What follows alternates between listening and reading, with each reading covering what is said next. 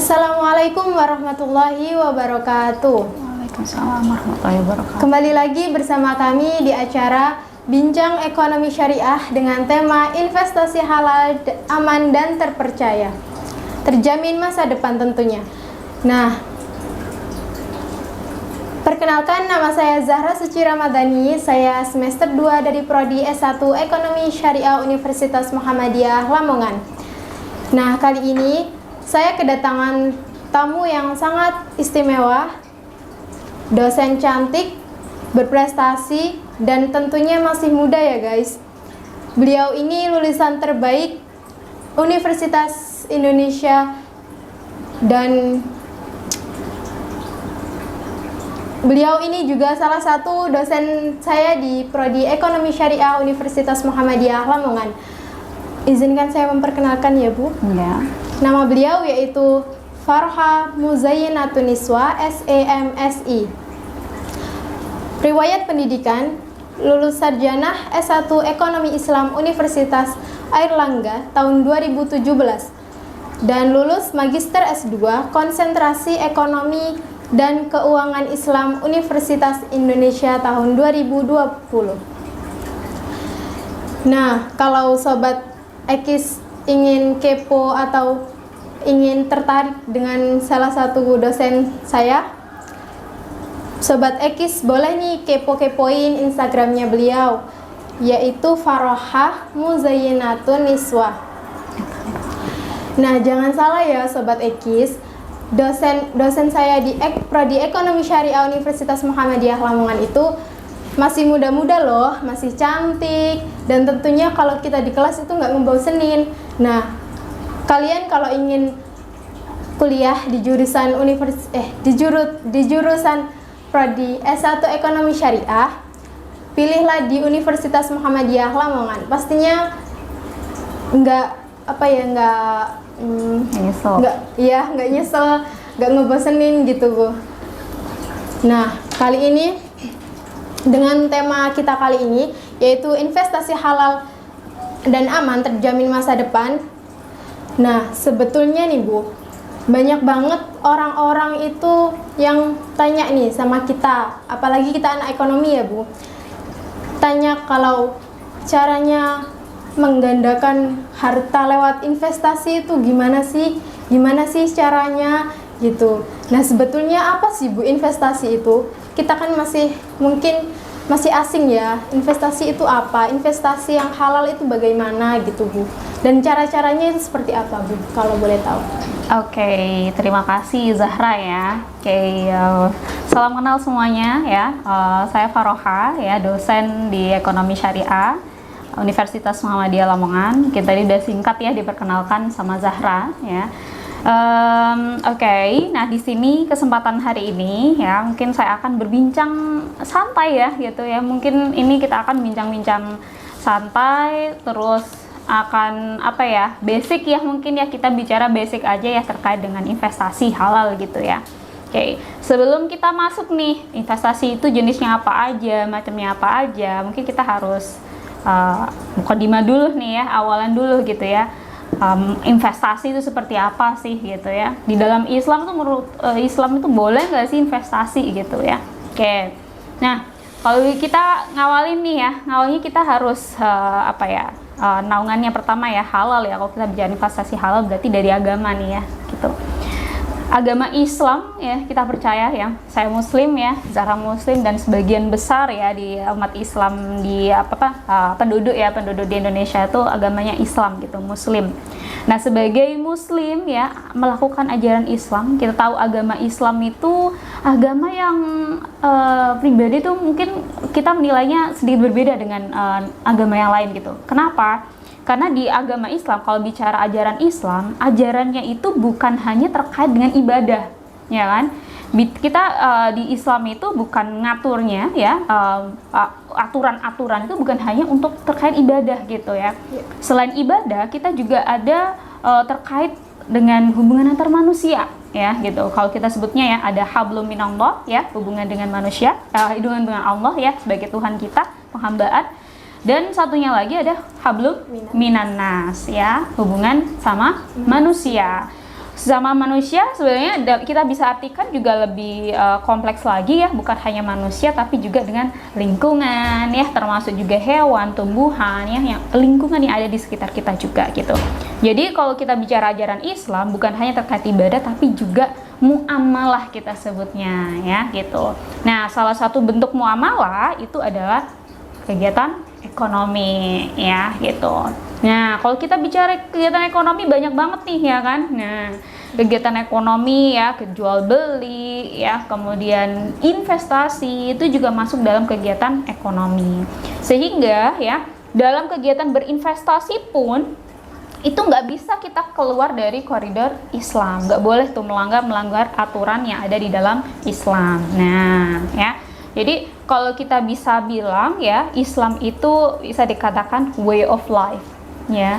Nah, ya, way of life atau cara hidup, karena Islam itu bukan hanya panduan kita untuk beribadah mendekatkan diri pada Allah ya, untuk beribadah dapat pahala aja ya, tapi juga bisa nih untuk biar kita bisa hidup itu bisa bahagia. Tapi bahagianya bukan hanya bahagia di dunia aja gitu ya. Bahagianya lebih kekal lagi, bahagianya dunia akhirat. Atau kita bisa sebutnya mencapai falah ya, kayak gitu. Oke. Nah, itu ya kenapa berarti kita udah dapat pandangan dikit nih ya. Jadi investasi kalau menurut pandangan Islam itu hukumnya adalah boleh ya gitu, boleh. Karena kita landasannya apa nih? Balik lagi ya. Kalau investasi itu menjadi salah satu bentuk dari muamalah. Nah, kalau kita bicara tentang muamalah ya, hukum asal dari muamalah itu adalah boleh ya gitu. Beda yang kalau kita bandingkan sama hukum asal ibadah itu berlawanan gitu ya, haram ya hukum asal ibadah itu, kecuali ada dalil yang memerintahkan. Sedangkan kalau muamalah hukum asalnya itu boleh kecuali ada dalil yang mengharamkannya. Jadi selama itu transaksi kegiatan ekonomi, kegiatan investasi itu tidak melanggar syariah ya, tidak yang penting sesuai ya, sesuai dengan aturan-aturan syariah, maka kita boleh melakukannya ya. Gitu. Jadi investasi itu boleh ya guys dalam Islam. Dan nah Bu, kita kan semakin kita dewasa ini kan teknologi dan perkembangan zaman tuh sangat cepat sekali. Banyak inovasi dan pilihan untuk melakukan investasi dan mendapat keuntungan beragam produk tersedia, termasuk salah satunya yang sekarang lagi hits itu yang Bitcoin ya Bu. Itu lagi hits sekali itu. Nah, di negara Arab Bitcoin itu jadi salah satu investasi yang menguntungkan nih di negaranya. Dan bagaimana di negara kita Bu? Apa Bitcoin bisa jadi investasi yang halal dan aman juga untuk diterapkan di negara kita? Oke ya, ini kita udah langsung nih ya. Ini sebenarnya mukadimahnya masih kurang nih ya, penjelasan mungkin gambaran umum yang terkait investasi nih ya gitu. Mungkin secara pelan-pelan ya saya jelaskan dulu ya terkait investasi itu apa ya, macamnya itu apa dulu ya, baru kita nanti nyambung ke masalah Bitcoin nih ya, kayak gitu ya. Oke. Nah, kita bicara dulu nih tentang konsep investasi ya gitu ya. Karena kita kalau nggak paham terkait investasi, maka nanti hal-hal yang kayak yang udah umum-umum, yang udah viral gitu ya, ngikut aja gitu ya tanpa menelaah lagi lebih lanjut gitu ya. Oke. Sebenarnya investasi itu apa sih? Nah, sebenarnya investasi itu juga bagian dari konsumsi. Nah, kalau kita bicara konsumsi nih ya, kegiatan manusia nih ya, konsumsi itu bisa dibagi menjadi dua, ya kan? Konsumsi masa kini atau masa sekarang dan juga konsumsi masa depan. Nah, salah satu bentuk konsumsi masa depan itu adalah investasi. Di mana investasi itu ya, berarti kita apa nih? Hold ya, kita menahan sejumlah dana yang kita punya masa sekarang untuk apa? Nah, untuk diinvestasikan, untuk ditempatkan di media investasi ya, yang nantinya keuntungannya kita akan dapatkan atau nikmati di kemudian hari ya kan. Sehingga makanya kalau teman-teman nih ya ada embel-embel investasi ya, ada nih, ini ada investasi nih yang lagi hits. Nah, ada nih, ya silakan berinvestasi dengan hanya berapa uang nanti akan langsung dalam 3 hari dapat keuntungan. Ah, itu ciri-ciri investasi bodong ya gitu. Pasti itu adalah bohongan. Nah, ya karena sejatinya ya investasi itu memang untuk dalam jangka panjang. Nggak bisa dalam 1 hari, 2 hari ya gitu ya. Sebulan, 2 bulan habis itu langsung kembali uangnya 100%. Wah, itu jelas penipuan. Mungkin dari bulan pertama dapat tuh ya, tapi selanjutnya pasti tuh ya. Nanti malah kita yang bukan lagi untung malah jadi buntung ya. Oke. Nah, kalau kita bicara nih investasi ya, tadi ya saya sudah sampaikan ya, kalau di dalam Islam ya, di dalam Islam boleh hukumnya ya gitu ya, boleh karena selama tidak melanggar syariah gitu. Nah, bentuk investasi apa aja sih gitu ya? Kalau kita bicara investasi nih ya, kita bisa bagi menjadi 2 hal ya gitu, 2 bagian gitu ya. Kalau berbicara terkait investasi, ada investasi di sektor real ya, dan ada investasi di sektor keuangan. Nah, contohnya investasi di sektor real apa sih? Nah, ini mungkin ya kalau di zaman zaman teman-teman nih ya, mulai dari Gen Z mungkin ya, karena kita mungkin ya podcast hari ini itu lebih fokus ke mungkin arah ke Gen Z ya, mungkin ya yang umum sekarang ya, zaman sekarang gitu.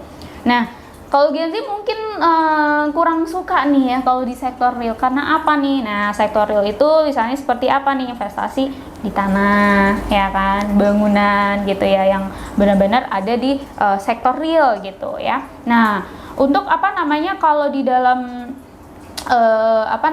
di sektor keuangan apa nih? Nah, kalau dari sektor real ada di bangunan ya, atau mungkin emas ya kan, yang memang ada konkret nih barangnya ya, sukanya, kalau cenderungnya ya sukanya mungkin orang tua kita ya gitu ya gitu. Kalau bilangnya aku mau investasi, beli tanah ya, beli bangunan gitu, karena nilainya cenderung naik gitu ya, atau emas gitu.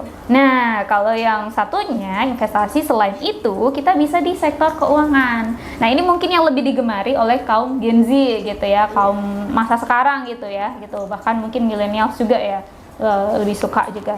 Nah, contohnya apa sih? Nah, ini ada misalnya di pasar modal syariah ya gitu. Yang mungkin tema untuk hari ini mungkin kita akan lebih ke sana ya, mungkin ya, mengarah investasinya lebih ke pasar modal gitu ya. Pasar modal tentunya yang syariah gitu. Ya. Oke. Kita bahas mungkin nggak semua produk yang ada di pasar modal syariah ya gitu ya. Kita bicara dulu nih mungkin ya terkait apa sih pasar modal syariah itu. Nah ya, sesuai namanya nih ya, depannya ada kata nama pasar gitu ya. Sebagaimana kita tahu nih kalau pasar itu adalah tempat bertemunya si penjual sama si pembeli. Betul ya. Untuk apa? Untuk memenuhi kebutuhan. Sama dengan halnya pasar modal syariah. Nah, setelah pasar ada kata-katanya modal, ya kan? Nah, untuk kebutuhan apa? Jadi tempat bertemunya ya penjual dan pembeli, atau orang yang kelebihan dana untuk orang yang butuh dana ya. Untuk kebutuhan apa? Kebutuhan modal, permodalan untuk usaha ya, gitu. Sesuai dengan konsep syariah. Nah, ya. Jadi ada nih ya pasar modal ya. Kalau kita nih ya di pasar modal ada yang syariah, ada yang memang secara umum nih ya, bukan yang syariah. Nah, itu yang membedakan adalah nanti produk-produknya. Ya, kayak gitu ya. Oke. Nah, apa saja nih produk yang bisa kita pilih ya kalau mau investasi di pasar modal syariah? Nah, saya mungkin sebutkan 3 yang paling famous aja lah ya, yang paling umum gitu ya. Yang pertama ya, ada saham ya, gitu, saham ya. Zara tahu saham? Sedikit. Iya. Kalau saham itu saya mengerti mungkin surat atau tanda ya, atau sertifikat kepemilikan ya atas sesuatu, di mana kepemilikannya itu ya memang tidak tidak spesifik. Nah, gitu ya. Kayak contohnya misalnya nih ya, kita beli saham nih ya, beli sahamnya Indofood. Nah, Indofood Tbk misalnya ya, gitu, yang suka makan mie instan ya, Indomie. Nah, itu tuh ya. Nah, berarti kalau kita punya sejumlah saham punyanya Indofood nih, berarti kita menjadi pemilik ya, sebagian ya, sesuai dengan jumlah kepemilikan kita ya, berapa persen ya dari perusahaan itu. Nah, Ada juga apa namanya yang kedua itu adalah sukuk. Nah, sebenarnya hampir sama nih, surat kepemilikan juga nih ya, gitu. Nah, sukuk itu bisa dikatakan obligasi syariah ya, obligasi versi syariah. Kalau kita bicara obligasi itu kalau banyak yang artikan adalah hutang ya, gitu ya, hutang. Nah, kalau suku ya itu sama-sama surat kepemilikan tapi lebih ke jangka panjang ya, dan itu memang sudah konkret. Biasanya apa? Ada ciri-cirinya, bedanya sama saham itu ada underlying asset ya, jadi aset ya. Misalnya apa underlying asset itu? Misalnya adalah terkait dengan proyek atau produk yang memang dijadikan ya, jadikan acuan dari pendanaan itu ya, pembiayaan itu. Nah, contohnya apa? Biasanya untuk proyek-proyek besar pemerintah ya. Contohnya misalnya apa nih? Jalan tol ya, kayak jalan tol, infrastruktur ya, infrastruktur milik pemerintah. Nah, itu kan nantinya kembali kemana? Ke masyarakat ya kan, juga gitu. Oke, itu ya. Dapat dua nih ya, ada saham, ada suku.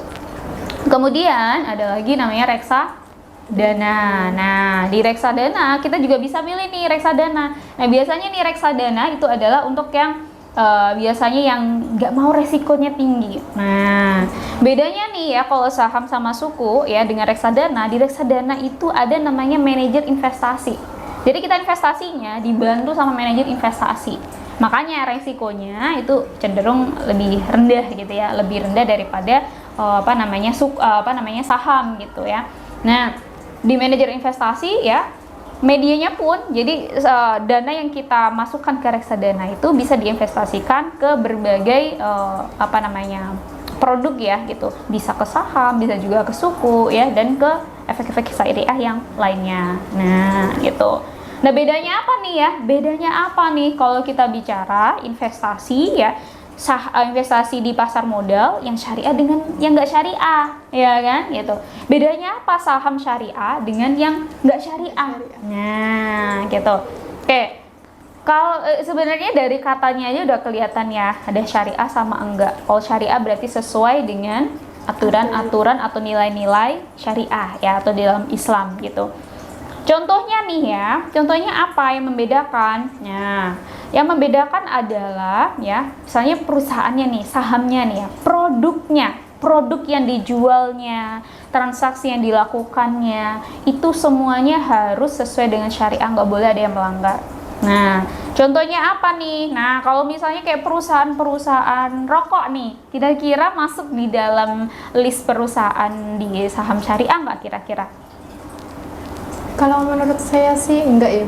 Iya, ya bener ya, bukan ya. Jadi kalau misalnya kayak rokok gitu nggak masuk. Perusahaan miras ya, perusahaan yang memproduksi barang-barang yang dilarang di dalam Islam. Nah, itu tidak masuk ya, tidak masuk dalam saham syariah. Nah, itu bedanya. Kalau misalnya ya, kita sebagai investor nih, daftarnya itu bukan sebagai investor syariah ya, maka kita bisa nih ya, bisa milih syariah, milih non syariah juga bisa. Nah, ini buat tips, buat saran teman-teman nih ya, kalau yang memang mau untuk menjadi investor syariah yang benar-benar syariah, daftarnya langsung jadi investor, misalnya saham ya, investor saham syariah, karena nanti akunnya akan berbeda gitu ya, gitu. Jadi nanti sudah auto terfilter nih ya, udah otomatis ya terfilter perusahaan-perusahaan yang ada, yang bisa kita pilih, yang bisa kita beli ya, itu hanya yang sesuai dengan konsep syariah gitu ya. Oke. Wah, penjelasannya udah banyak, tapi ini belum masuk ke yang Bitcoin ya. Oke ya. Jadi itu tadi mungkin option ya, pilihan-pilihan yang mungkin bisa dipilih ya kalau kita mau investasi ya, syariah gitu ya di pasar modal gitu. Nah, tadi Zara tanya terkait dengan yang lagi booming ya mungkin ya, apalagi di kalangan Gen Z gitu ya, Bitcoin gitu ya, Bitcoin, cryptocurrency. Nah, itu sebenarnya boleh nggak sih gitu ya? Boleh nggak sih di dalam Islam? Apakah itu bisa jadi opsi nih ya? Opsi menjadi salah satu investasi gitu ya. Oke. Nah, Jadi ya, Bitcoin itu kan salah satu bentuk dari cryptocurrency ya gitu ya, dimana itu mata uang, bisa disebut mata uang digital. Nah ya, mata uang digital. Sebenarnya MUI itu udah mengeluarkan statement ya terkait dengan hukum ya dari Bitcoin itu. Nah di Indonesia sendiri Bitcoin itu belum legal ya, itu syariah atau enggak syariah ya gitu ya. Menurut MUI juga, nah ini haram hukumnya. Nah jadi tidak boleh dijadikan menjadi salah satu bentuk investasi gitu ya. Karena kenapa? Nah Bitcoin itu ya tidak ada underlying aset. Beda kalau kayak misalnya kita bicara suku, kita itu tahu nih beli sesuatu tapi tahu barangnya, ya kan? Beli sesuatu dan tahu barangnya apa sih? Oh nanti suku itu digunakan untuk pembiayaan buat tol, oh buat ini nih, buat misalnya buat jalan, nah infrastruktur apa gitu ya, kelihatan buktinya nanti ya, kelihatan ada produknya gitu. Tapi kalau cryptocurrency ya atau Bitcoin itu nggak ada gitu, nggak ada underlying asetnya, sehingga ada di situ goror atau ketidakjelasannya. Dibuktikan dengan apa? Nilainya fluktuatif gitu, nilainya naik turun cepet banget gitu. Nah pernah dulu ya mungkin ya ada berita ya gitu, awal-awal Bitcoin itu nilainya naik ya gitu, naiknya sampai mungkin 100% ya, 100% bahkan 1000 ya gitu ya.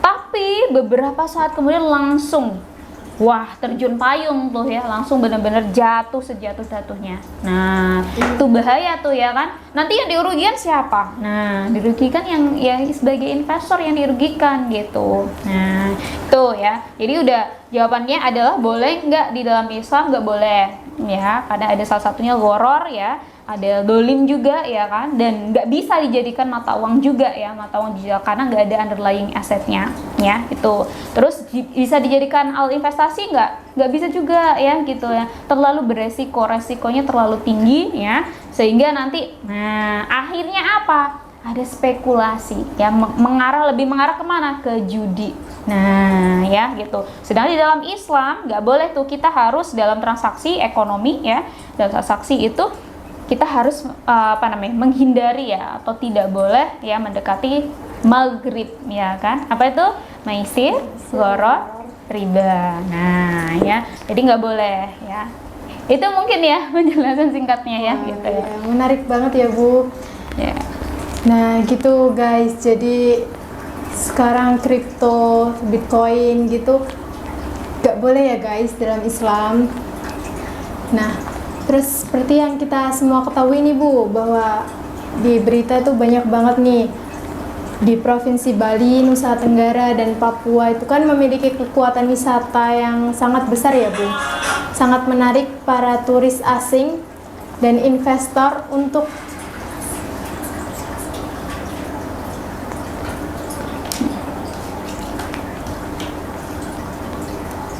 Nah, jadi banyak sekali nih Bu sekarang tuh isu-isu yang panas yang sedang terjadi saat ini, yaitu kenaikan UKT nih Bu. Akhirnya melahirkan adanya konsep student loan. Student loan. Ya, student loan. Nah, untuk mengatasi masalah tersebut, lalu apakah student loan ini jika diterapkan, apakah sudah sesuai nih Bu dengan konsep investasi yang halal dan aman ini Bu? Oke, ini yang lumayan hangat ya, beberapa waktu yang lalu, terus ditambah kabar baru kalau UKT mau naik nih ya. Jadi mungkin banyak skema yang buat aja nih ya student loan gitu ya kan, pinjaman untuk mahasiswa ya mungkin ya gitu. Oke. Nah, kita bicara dulu nih ya terkait konsep student loan itu apa sih?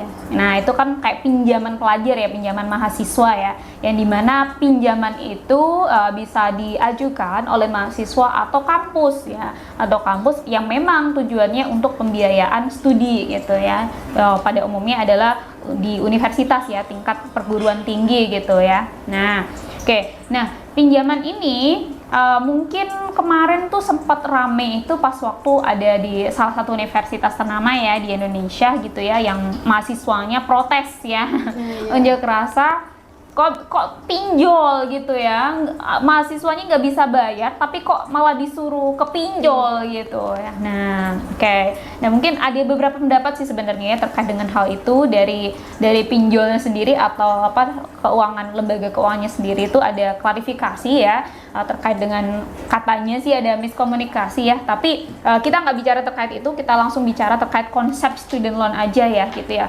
Gimana ini boleh nggak sih, bagus nggak sih sebenarnya konsepnya ini kayak gitu. Nah, oke. Nah, kemarin tuh ada mungkin salah satu ada pernyataan juga ya Ibu Menteri kita ya Bu Sri Mulyani gitu ya yang sempat memikirkan ya gagasan ini ya terkait bagaimana banyak sekali ya banyak tuh mahasiswa ya, jadi di mahasiswa di Indonesia itu sebenarnya masih ada tumpang tindih gitu ya terkait dengan studi lanjut gitu ya. Banyak yang mengalami masalah pembiayaan. Nah, ada yang mungkin ya dari pemerintah sendiri kalau terkait dengan studi lanjut ya di perguruan tinggi itu udah ada namanya KIP ya kan, bantuan. Tapi ada syaratnya adalah dari kalangan masyarakat miskin gitu ya, ada keterangannya. Nah, tetapi ada juga loh yang keluarga yang nggak masuk miskin ya, tapi nggak bisa juga bayar kuliah. Nah, itu kayak gimana? Ya kan? Banget nih Bu. Ya, betul. Nah, salah satunya ada opsi nih ya ini pinjaman yang khusus untuk mahasiswa gitu. Oke. Kalau pertanyaannya kira-kira boleh nggak sih, bisa nggak sih, efektif nggak sih? Nah, kita lihat nih ya. Lihat dulu skema dari pinjaman ini ya. Student loan-nya ini seperti apa. Di negara-negara lain itu memang ada beberapa yang sudah menerapkan gitu ya. Ada yang berhasil, ada juga yang malah bikin mahasiswanya tambah kebanyakan utang ya gitu. Nah, kita kan nggak mau seperti itu ya gitu. Jadi menurut saya sendiri ya kalau pinjaman untuk mahasiswa ya terkait dengan pembiayaan studi itu bisa-bisa aja ya, bisa ya. Dan menurut saya ini juga menjadi salah satu alternatif solusi sih ya, alternatif solusi bagi mahasiswa yang ingin kuliah tapi memang masih mengalami kesulitan dana gitu ya, orang tuanya mengalami kesulitan dana. Nah, tetapi konsep pinjamannya harusnya itu 0 bunga gitu ya. Jadi nggak kayak pinjol-pinjol itu yang kemarin yang jadi masalah besar tuh kan sebenarnya dari bunga ya gitu ya, pinjolnya itu ya gitu ya. Kita tahu bahwa kalau pinjol tuh masih mayoritas tuh bunganya itu tinggi gitu ya, bunganya tinggi. Dan kalau kita bicara terkait ekonomi Islam juga, dalam ekonomi Islam bunga itu dikiaskan atau disamakan dengan riba. Riba nggak boleh ya, riba no ya. Jadi kita harus menghindari riba, termasuk juga pinjaman untuk students ya, untuk mahasiswa itu harusnya bisa dilakukan tapi harusnya bebas riba.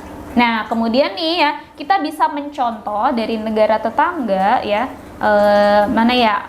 Australia kalau nggak salah ya gitu ya, di mana pinjamannya itu ya untuk mahasiswa itu bisa dilakukan pelunasannya atau pembayarannya itu berdasarkan pendapatan. Jadi ya mahasiswa setelah lulus ya dia akan melunasi pinjaman yang dikeluarkan ya atau yang dilakukan selama melakukan perkuliahan ya. Tetapi nggak langsung lulus habis itu dia harus bayar, tapi dilihat dia sudah berpendapatannya berapa gitu. Nah, kalau misalnya udah ada di minimum pendapatan yang didapatkan ya, katakanlah misalnya ya S1 misalnya, kalau misalnya dia dalam setahun tuh sudah mampu menghasilkan pendapatan misalnya 14 juta gitu ya atau 15 juta gitu, baru dia dipotong ya untuk ini membayar pinjaman yang dilakukannya itu ya, misalnya dipotong 10% ya setiap bulannya. Nah, itu menurut saya tuh akan akan lebih apa namanya, lebih ringan ya gitu ya, lebih ringan ya, dan lebih membantu mahasiswa. Di samping kalau misalnya mahasiswa juga pas waktu kuliah dia juga mau nyicil, nggak apa-apa gitu. Jadi sebisanya ya, tapi dia akan auto, kayak misalnya kalau kita di bank tuh ya ada namanya auto debit ya gitu ya, auto debit itu ya. Nah, kalau misalnya dia sudah memperoleh atau mendapatkan apa namanya, pendapatan ya yang memang sudah menjadi pendapatan minimum ya, yang sudah distandarkan gitu. Misalnya ya itu tadi ya, misalnya udah mampu menghasilkan. Oke. Nah, teman-teman ya, terima kasih apa namanya udah menyimak nih ya, mungkin ya beberapa dari kalian menyimak dari podcast hari ini gitu ya.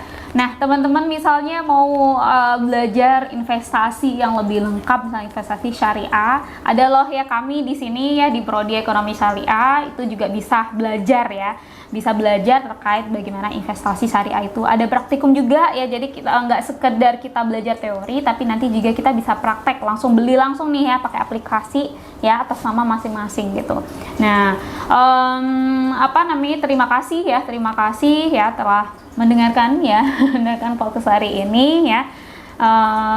Apa namanya, kita masih buka pendaftaran ya, kalau mau bergabung dengan kita ya. Banyak kelebihannya ya di Prodi Ekonomi Syariah ya, termasuk dosen-dosennya masih muda-muda semuanya ya, lulusannya ada lulusan dalam negeri dan luar negeri yang tentunya dari universitas terkemuka ya. Mungkin itu dari saya, mungkin bisa dilanjutkan closing dari Zahra. Jangan lupa ya guys, daftar di Prodi S1 Ekonomi Syariah Universitas Muhammadiyah Lamongan. Buruan daftar.